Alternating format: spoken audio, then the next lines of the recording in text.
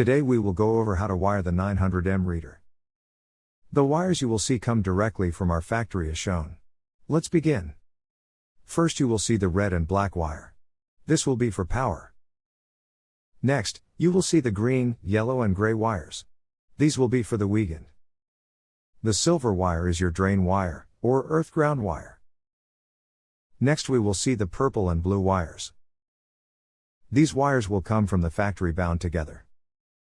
Right now, these bound wires are in what's called read mode. If you disconnect these wires and use them separately, they will be in trigger mode. Again, you have the red and black wires, which is your power. Gray's Wiegand ground.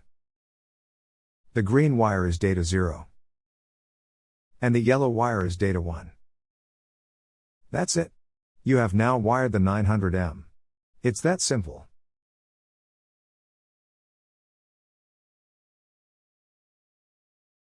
Thanks for watching.